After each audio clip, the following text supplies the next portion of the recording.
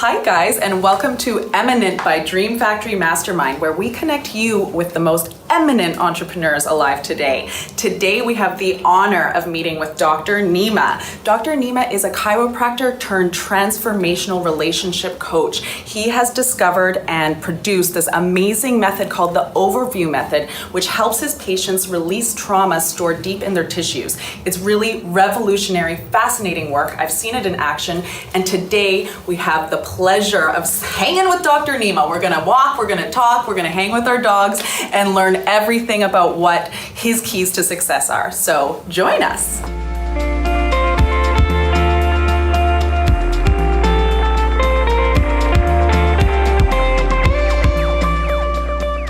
Thanks for meeting us today, Dr. Nima. We got the doggies. We got the doggies for here and everything. Play day. I love it. Typical Yale Town.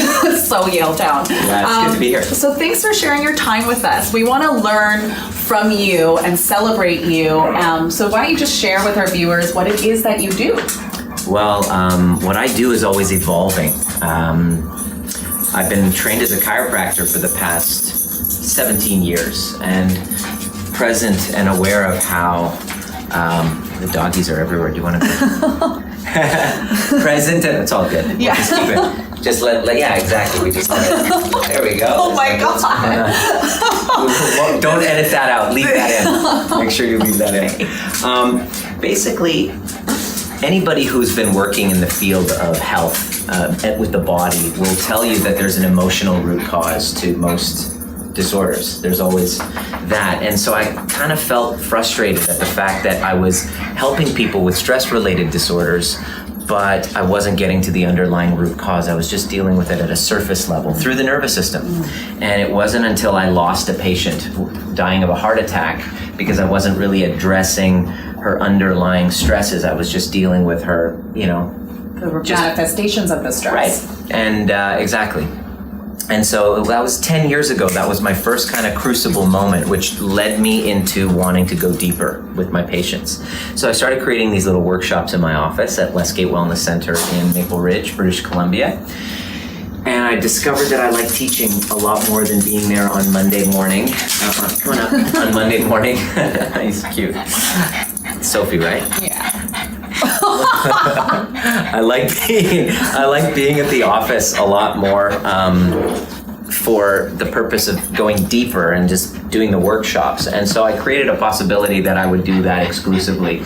Fast forward about 6-7 years, and I'm traveling the world doing these workshops. I created a methodology that dissolves cognitively dissolves the story behind your stress, behind what's been stressing you. It's amalgamated from the work of Byron Katie, John DeMartini, Andrew Bernstein, and everybody that I've really studied under personal development for my own benefit. And I discovered everybody coming in with stress-related problems, it was usually because of a relational issue. There was a breakup, there was a relationship crisis, a relationship trauma, there was a story of infidelity. And I say, so what are you in for? My neck is hurting, my jaw is hurting, I'm having a lot of headaches. And I say, well, what's going on? I go, well, I'm having a breakdown. I'm separated from my wife. I'm separated from my husband. I'm having anxiety. I can't seem to sit still. Kind of like Sophie right there is dealing with. Take this off. Hold on. Sorry, guys. It's all good. Okay there. Yeah. Tinkerbell. And so what I discovered basically was that if I could help these clients go deeper and get to the underlying root cause of their anxiety, which is it's really about the relationship with themselves, then I could actually help transform healing, their bodies start to work better. By going in and healing the relationships with themselves and others, they start to become healthier. So it's a multidisciplinary approach to the human being that I've taken, because you're an ecosystem. You're not just you live your life through your nervous system, but that has to do with your relationships with yourself and other people just as much as, what's going on in the spine. Awesome. So that's what I do right now. I just help people transform their lives and their health by getting connected deeper with themselves through chiropractic adjustments and through self-awareness and So a whole self-regulation. holistic healing process. Yeah. And it's as I work on myself more, my message starts to evolve and emerge. Incredible. What kind of entrepreneur are you? What kind of entrepreneur? One who is constantly working on bettering himself. One that recognizes the fact that my business will only grow to the degree that I grow, and every challenge I have in my business is a personal issue, and every personal issue is one that has to do with self-awareness and self-appreciation.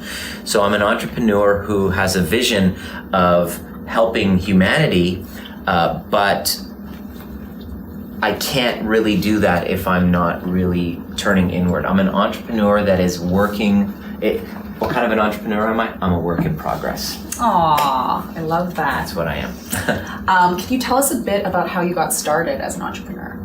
I came out of chiropractic school in 2001, and I just went in and started building my practice. And I started off with a spine in a mall. And seriously, people would walk in and I would say, I would do a spinal scan and talk about their health issues and then invite them to come in. And I just did that for the first couple of years, just on Saturdays in a mall, in the Haney Place Mall. I'll never forget. And that's how I got my start, was just talking to people and developing and expanding. And then 5-6 years later, I bought the practice that I was in. And then a few years later, I was like, I want to do something else. So I'm constantly evolving what I offer the world each time that I go through a setback that forces me to look within to elevate and upgrade my game. I just offer that to the world as well. So I teach what I most want to learn. And so that's pretty much how I got started. And I'm constantly reinventing myself. Recalibrating. Recalibrating. I love that. Can you tell us what, in your own opinion, what your keys to success are? Yeah, my keys to success have been my failures. If I look back and I see every single quantum leap that I've made in my business, in what I offer the world, it's come in the wake of a massive, colossal failure. And so even though my parents are constantly reminding me of those and are constantly in fear of another one happening, I've now come to a place of understanding where to actually sit with it and embrace it and to not be as resistant to it as I used to be, because the next frog leap, quantum leap, comes in the wake of the lessons learned from your failures, The from my contraction failures, and the expansion. the discovery from the recovery. I love that. I love that. Pound it out. So, speaking of which, you're in the Dream Factory Mastermind. Tell us a little bit about how your experience in the Mastermind has been. Well, it was basically just, I got into it basically because of you, your energy, your vision. I wanted to support what you were all about. When I first met you and Adam that day, I was just like, who are these people? They're awesome. And when you said what your vision was, I was like, I'm gonna get started. I would love to. I'm all in, because I'm all about collaborating. I feel that I have a lot of strengths that I can contribute, but there's a lot of weaknesses that I have, and that's best served by being around a group of people who have different strengths. I love the strengths that you have, and I'm here to absorb as much of it as possible. And I had the opportunity at our last mastermind meeting to sit down and then share what my gifts and strengths and talents are to be able to serve. So it was kind of like a collaborative reciprocity that I wanted to be involved in, and it's been amazing because it's about engagement. If you're not engaging, you're not using all of your brain. Social, economical, challenging, all of these things that we engage ourselves with expand our businesses. And so my experience has been amazing with the group. I'm now open to possibilities and events that are coming up that wouldn't have happened if I didn't make the connections that I made within the group. it can really change the trajectory of your life and your business by aligning with other powerful minds. That's been the other secret too. I guess I use the word success kind of with quotations because we always have, successes and failures. It's been masterminds. It's been connecting with like-minded people who are creators, who are not just kind of like sitting there, okay, so somebody tell me what to do. They're out there to create change and to create from nothing, from a place of possibility. It takes a lot of courage to do that, and it's scary as hell. So to be in a room and a group of other people who are doing it, you don't feel like you're alone. So that's been another secret weapon. So I'm involved in a few of those. Very powerful. Yeah. Can you share with us your darkest entrepreneurial moment? I've had a few of those. This past year, with the breakup of my relationship and kind of the business that was entangled within it, there was an entanglement of business and personal life that wasn't clearly defined. And so the lesson in that was to get clear and to state what you want and to be very, very open and honest and real and with integrity with what my intentions are. The lesson that I learned from that dark period was that I wasn't living in integrity with what I truly wanted. My heart wanted something, but my ego was pulling me in another direction. So it was a battle of the ego. And I didn't listen to the heart. I went after the ego. And so that was the big dark moment. And what I also learned from that, which ended up, of course, the failure ended up being a gift. The gift was I learned the power of nervous system regulation. I was living in the world of judging myself based on externals, based on external measurements, based on money, based on ego, pride, and greed. And what I learned from that last dark period was to be able to find a certainty and a confidence in myself that was, for the first time in my life, not based on what externals were saying or acknowledging in me, but finding it within myself. So that was the gift in the dark time. Amazing.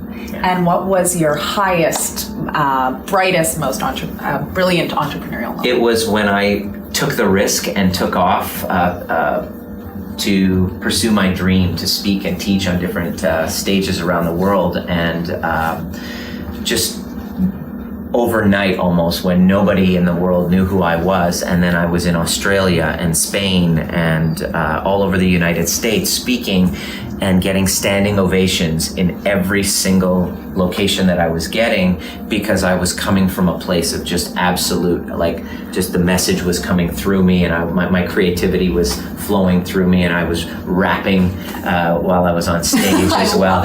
Yeah, that's one of the things that I was doing. Creativity takes courage, and so I take all of my previous talents and loves. I just like to rap. I create rap songs that are in alignment with the message that I'm giving. And so to have that, to take the risk of doing that and then having it acknowledged was huge for me, the biggest success. I mean, I guess I look back, and if I could be honest, I've been really, that's a peak experience. And there's an amazing thing to have those peak experiences, if you can think of the peak experiences of your life. But the drawback of the peak experiences is that you're always chasing after them. The vacuum effect. The vacuum effect. You're chasing after it consistently. So it's the constant conscious awareness of being in the present moment and not chasing after that peak experience. And so that's what my latest challenge has been just to be really grounded and present in who I'm being in this moment, rather than assuming that my life will be perfect when I get that peak experience again. Wonderful. What advice would you give to someone who's just starting out on their own? That leap into entrepreneurship, that first step is often very scary. What would you advise? Get your ass a mentor. Do not do it alone. That is the biggest mistake. Don't listen to what your parents are saying or whatever, who are just imposing their fears onto you. find somebody who's doing what you're doing and only put into the garden of your mindset things that will be congruent with the outcomes that you're looking for. And at the same time, balancing it out with not being so attached to the form and outcome. So good luck with that one. What about for an established entrepreneur that really wants to amp it up to the next level? Get a mentor who's doing exactly what you want at the level that you want, and who is going to hold you accountable and to have the skin in the game that's going to push you past the resistance that it's going to take for you to go to the next level. Because if you're in this level to this level, there will be growing pains and breakdowns and frustrations and setbacks, and you getting hit hard with the reality to go from here to here. So you got to have somebody who is at this level, who's aware, who knows what that's going to be like, to kind of guide you through the breakdowns, because it's really all about your persistence and resiliency. Totally, and that's what we do in the Mastermind, is push each other to excel. That's what we do. And one thing that I forgot, the greatest thing that you can do is to learn the art of regulating your nervous system. Because entrepreneurial anxiety, depression, and suicide is a major problem. And I get it why. I know why. Because it's lonely being at the top, to have a dream, to fail, and then have other people around you say, I told you shouldn't have done that. I know what that's like. And you doubt yourself, and your little gremlins of I'm not worthy, the little dark passenger voice comes very strong and tries to convince you and demoralize you to not keep going.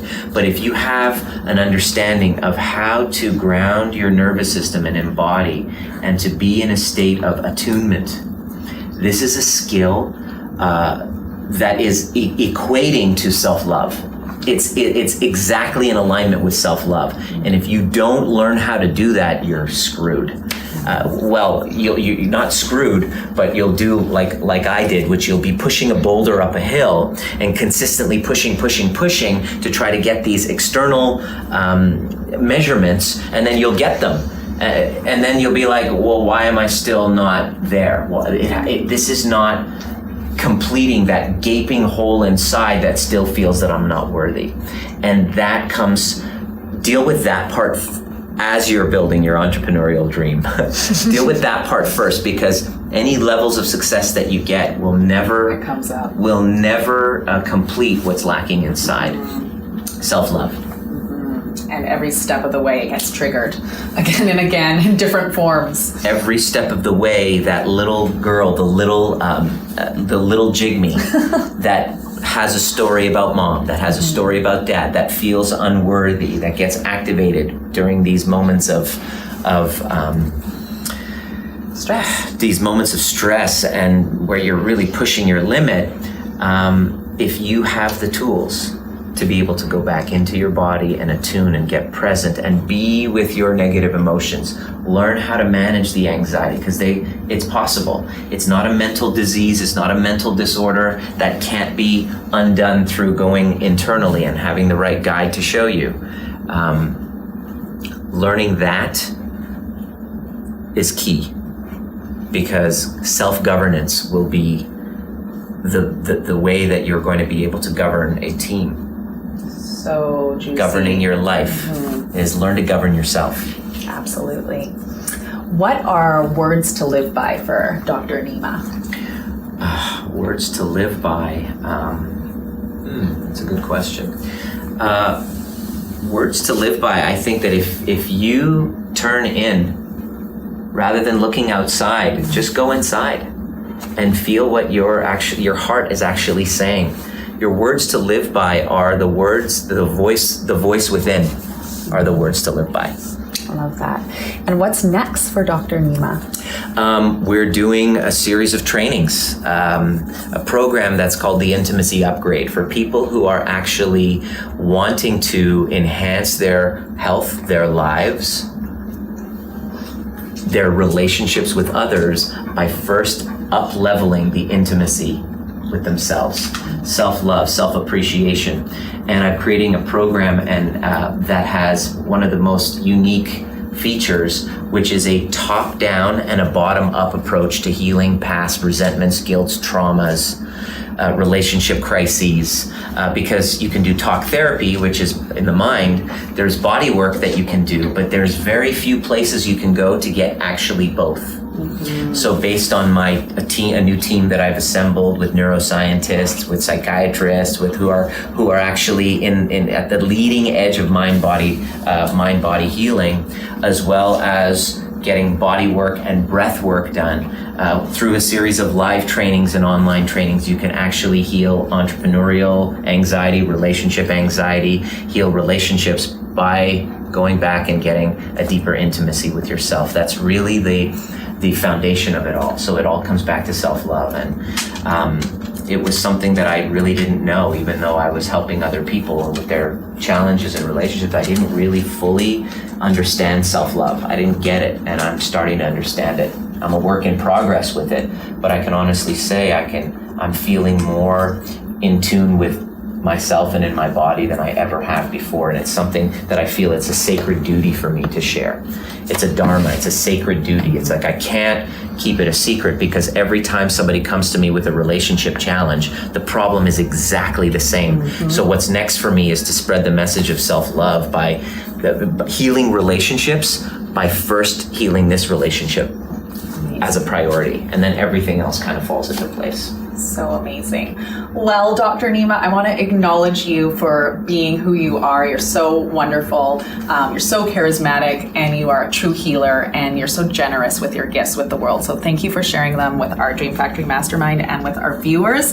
And thank you for changing the world. Give me a hug. Well, and can I get an adjustment? Yeah, let's do this.